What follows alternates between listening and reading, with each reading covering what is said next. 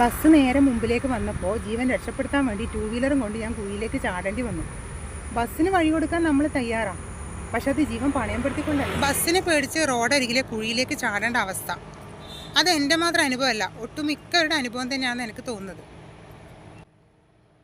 Hi, ഞാൻ നിങ്ങളുടെ സ്വന്തം രാഗി. ഞാനിപ്പോൾ തളിപ്പുറം വന്ന് ഡ്യൂട്ടി കഴിഞ്ഞ് വരുന്ന വഴിയാണ്. ഞാനിപ്പോൾ ഇന്ന് ഈ ഒരു വീഡിയോ ഇടാൻ വേണ്ടി കാരണം എന്താണെന്ന് വെച്ചാൽ, ഇന്ന് രാവിലെ തന്നെ എനിക്കൊരു അനുഭവം ഉണ്ടായി. ഞാൻ റോഡിലൂടെ വണ്ടിയെടുത്ത് പോകുന്ന സമയത്ത് എൻ്റെ നേർക്കാണ് ബസ് വന്നത്. ഇന്ന് വന്നത് KSRTC ബസ്സാണ്, പക്ഷേ കഴിഞ്ഞ ദിവസങ്ങളൊക്കെ അനുഭവം ഉണ്ടായത് പ്രൈവറ്റ് ബസ്സിൽ നിന്നാണ്.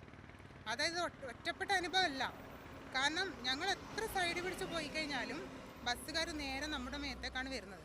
എന്തോ ഒരു സൈഡിലൂടെ വണ്ടിയും കൊണ്ട് തുള്ളാൻ വേണ്ടി തോന്നിയത് കൊണ്ട് രക്ഷപ്പെട്ടു എന്ന് വേണമെങ്കിൽ പറയാം.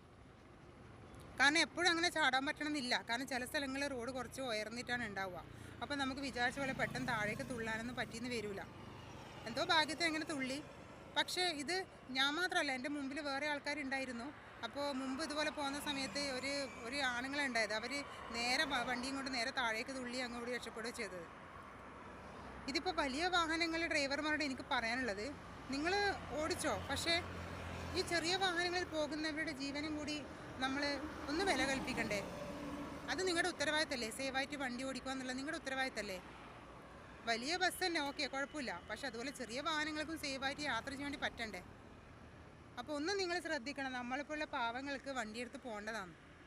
ഈ ഒരു മത്സരമായിട്ട് ഒന്ന് അവസാനിപ്പിച്ചിട്ട് ഒന്ന് സേഫായിട്ട് വണ്ടിയെടുത്ത് പോയിക്കൂടെ? ഓവർടേക്ക് ചെയ്തോ, ചെയ്യേണ്ടെന്നൊന്നും പറയുന്നില്ല, ചെയ്തു പോകേണ്ടി വന്നേക്കാം, പക്ഷെ എന്നാലും അത് കുറച്ച് സേഫായിട്ട് വേണ്ടേ ഓവർടേക്ക് ചെയ്ത് പോകാൻ വേണ്ടി?